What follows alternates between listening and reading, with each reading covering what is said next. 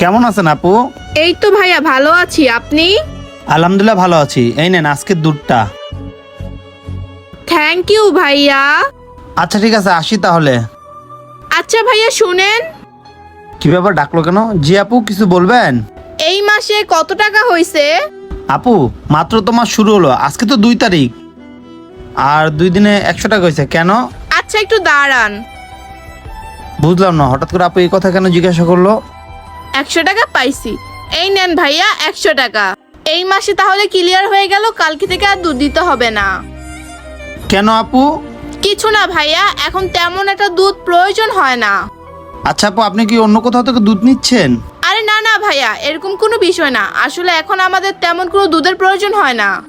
কি হয়েছে আপু, কোনো অসুবিধা হয়েছে, কোনো ঝামেলায় পড়ছেন? আপনি আমাকে বলতে পারেন। আসলে সত্যি কথা বলতে আমার হাজবেন্ডের জবটা চলে গেছে, তাই একটু হিসাব করেই চলাফেরা করতেছি, কারণ একটা সংসারে মাসে অনেক টাকা খরচ হয়। আর এখন তো আপনি আমাদেরকে হাফ কেজি দুধ দিয়েই গেলেন, আমরা দুজন যেভাবে দুধ খাই 3-4 দিন তো চলেই যাবে, আর আমাদের বাচ্চাটাও তো দুধ খায় না। আর যখন লাগবে আপনাকে আমি কল দিব, আপনি এসে দুধ দিয়ে যেন। আচ্ছা আপু ঠিক আছে। ভাইয়াটাকে আবার রাগ করলো নাকি? উনি 2 দিনের বিল দিয়ে দিল? আজকে যদি আমি কাজ পারতাম তাহলে ভালো হতো। উনি এমনটা কেন করলো? উনি আমাকে ভালোভাবে বলতে পারতো। আর আসলে আমার হাজবেন্ডটা একাই অনেক পরিশ্রম করে, এখন আমি কি করি, উনার তো অনেক ভালো। আর আমি তো আমার হাজবেন্ডের কোনোভাবে হেল্পই করতে পারতেছি না, তিনি একাই সংসার চালায়। না, চলে গেলে হবে না, আপুর সাথে আমি কথা বলি সরাসরি। তারও অনেক কষ্ট হয়। দেখি সরাসরি কথা বললে সব সমাধান হবে ইনশাল্লাহ।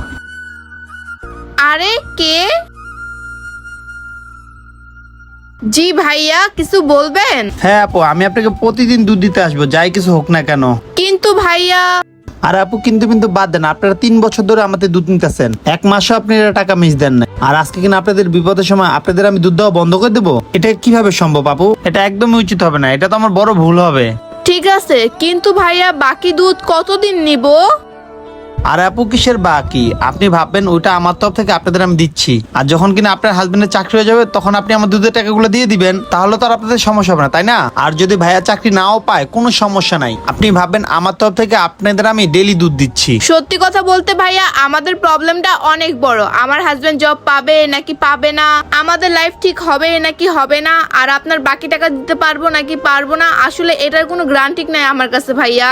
আর এইভাবে কি হয় ভাইয়া, আপনারও তো অনেক লস হয়ে যাবে। দেখেন আপু, মানুষেরই তো বিপদ আসে, তাই না? আর ভাই দেবে, আপনি তো আমার বোনের মতো, কখনো না কখনো আপনাদের লাইফটা তো ঠিক হবে, তাই না? আজকে আপনাদের খারাপ সময়, একসময় তো আমারও খারাপ সময় আসতে পারে, আর বেশিরভাগ সমস্যা শুধু মানুষেরই হয়। আর আমি যখন আপনার খারাপ সময় আপনাকে হেল্প করতেছি, যখন আমার খারাপ সময় আসবে তখন আপনি আমাকে হেল্প করবেন, তাহলে তো সবকিছু সমাধান হয়ে যাবে, তাই না? আর দাঁড়ান আপু, এক কাজ করি, বাবুর জন্য চকলেট দিয়ে দিই আপুকে। এই 2টা আপনার বাবুকে দিয়ে দিয়েন, ও তো খুব চকলেট পছন্দ করে। আর নেন না, নেন। থ্যাংক ইউ ভাইয়া।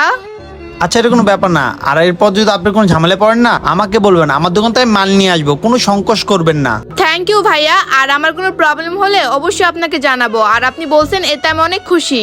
আচ্ছা আপু, আসি আমি।